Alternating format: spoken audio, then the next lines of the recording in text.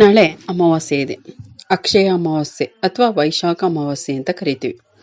ಈ ಅಮಾವಾಸ್ಯೆಯಂದು ಏನು ಮಾಡಬೇಕು, ಏನು ಮಾಡಬಾರ್ದು ಅಂತ ಈ ವಿಡಿಯೋದಲ್ಲಿ ತಿಳಿಸ್ಕೊಡ್ತೀನಿ. ಅದಕ್ಕೂ ಮುಂಚೆ ಯಾರು ನನ್ನ ಚಾನಲ್ನ ಸಬ್ಸ್ಕ್ರೈಬ್ ಮಾಡದೆ ನೋಡ್ತಾ ಇದ್ದೀರಾ ಅವರು ಸಬ್ಸ್ಕ್ರೈಬ್ ಮಾಡಿಕೊಂಡು ಪಕ್ಕದಲ್ಲಿ ಕಾಣೋ ಬೆಲ್ಲೈಕನ್ ಮೇಲೆ ಕ್ಲಿಕ್ ಮಾಡಿ.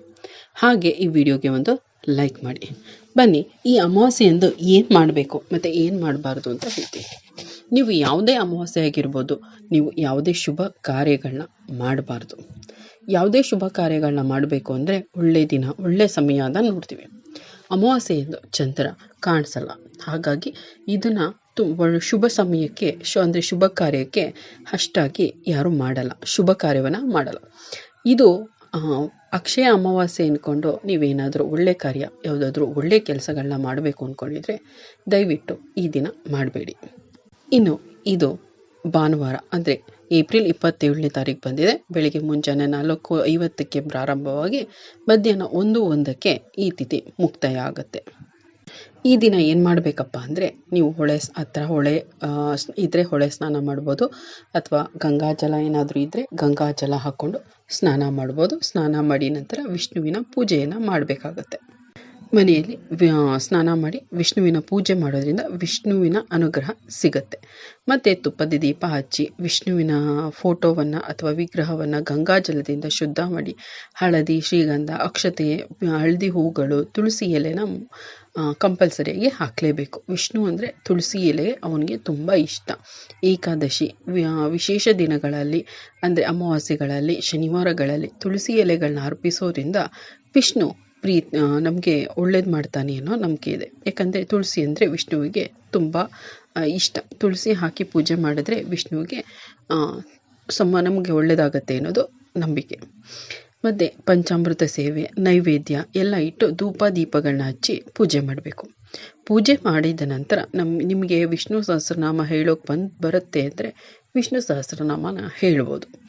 ವಿಷ್ಣು ಸಹಸ್ರನಾಮ, ವಿಷ್ಣು ಚಾಲೀಸ, ವಿಷ್ಣು ಅಷ್ಟೋತ್ತರ ಇವನ್ನೆಲ್ಲ ಹೇಳ್ಬೋದು. ನಿಮಗೆ ಹೇಳಕ್ಕೆ ಬರಲಿಲ್ಲ ಅಂದರೆ ಆಡಿಯೋ ಮುಖಾಂತರ ಅಂದರೆ ಯೂಟ್ಯೂಬಲ್ಲಿ ಸಿಗುತ್ತೆ, ಕೆಲವೊಂದು ಆಡಿಯೋ ಪ್ಲ್ಯಾಟ್ಫಾರ್ಮ್ಗಳಲ್ಲಿ ನಿಮಗೆ ಆಡಿಯೋಗಳು ಬರುತ್ತೆ.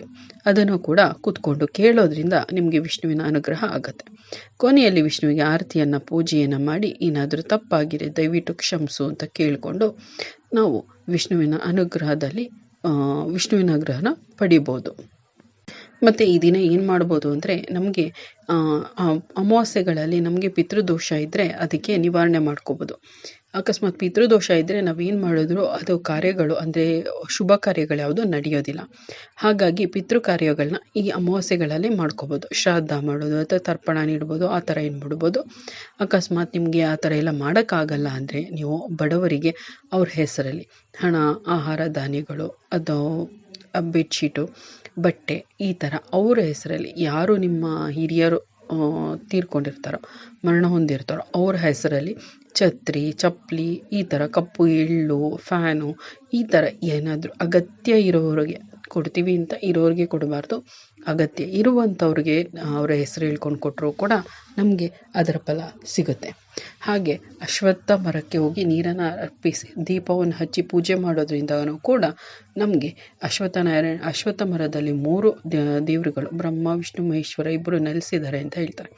ಹಾಗಾಗಿ ಅವರ ಆಶೀರ್ವಾದ ನಮಗೆ ಸಿಗುತ್ತೆ. ಜೊತೆಗೆ ಈ ದಿನ ವಿಷ್ಣು ಸಹಸ್ರನಾಮ, ವಿಷ್ಣು ಚಾಲೀಸ, ಹನುಮಾನ್ ಚಾಲೀಸ, ಶನಿ ಚಾಲೀಸ, ಸುಂದರಕಾಂಡ ಈ ಥರ ನಾವು ಓದೋದ್ರಿಂದ ಕೂಡ ನಮಗೆ ಅವರ ಆಶೀರ್ವಾದ ಸಿಕ್ಕಿ ಅನುಗ್ರಹ ಒಳ್ಳೆಯದಾಗುತ್ತೆ. ಅಕಸ್ಮಾತ್ ನಿಮ್ಗೆ ಓದೋಕ್ಕೆ ಬರಲಿಲ್ಲ ಅಂದರೆ ಇವನ್ನೆಲ್ಲ ಕೂಡ ನೀವು ಆಡಿಯೋದಲ್ಲಿ ಕೇಳಿದ್ರೂ ಕೂಡ ನಿಮಗೆ ತುಂಬ ಒಳ್ಳೆಯದಾಗುತ್ತೆ. ಇನ್ನೊಮ್ಮೆ ಹೇಳ್ತೀನಿ, ಈ ದಿನ ಯಾವುದೇ ಶುಭ ಕಾರ್ಯಗಳನ್ನ ಮಾಡಬಾರ್ದು. ಅಕಸ್ಮಾತ್ ಶುಭ ಕಾರ್ಯಗಳನ್ನ ಮಾಡಿದ್ರೆ ಅದು ವಿಘ್ನಗಳು ತುಂಬ ಆಗುತ್ತೆ. ಹಾಗಾಗಿ ಈ ದಿನ ಮಾಡ್ಕೊಳ್ಬೇಕಾದ ಪರಿಹಾರಗಳನ್ನ ಹೇಳಿದ್ದೀನಿ. ಈ ವಿಡಿಯೋ ಇಷ್ಟ ಆಗಿದೆ ಅಂತ ಭಾವಿಸ್ತೀನಿ. ಇಷ್ಟ ಆಗಿದ್ರೆ ಲೈಕ್ ಮಾಡಿ. ಹಾಗೆ ನನ್ನ ಚಾನಲ್ ಇನ್ಯಾರು ಸಬ್ಸ್ಕ್ರೈಬ್ ಮಾಡಿಲ್ಲ ಅವರು ಸಬ್ಸ್ಕ್ರೈಬ್ ಮಾಡಿಕೊಂಡು ಪಕ್ಕದಲ್ಲಿ ಕಾಣೋ ಬೆಲ್ ಐಕಾನ್ ಮೇಲೆ ಕ್ಲಿಕ್ ಮಾಡಿ ಆಲ್ ನೋಟಿಫಿಕೇಷನ್ ಸೆಲೆಕ್ಟ್ ಮಾಡ್ಕೊಳ್ಳಿ. ಕೇಳಿದ್ದಕ್ಕಾಗಿ ಧನ್ಯವಾದಗಳು. ಮುಂದಿನ ವಿಡಿಯೋದಲ್ಲಿ ಸಿಗೋಣ.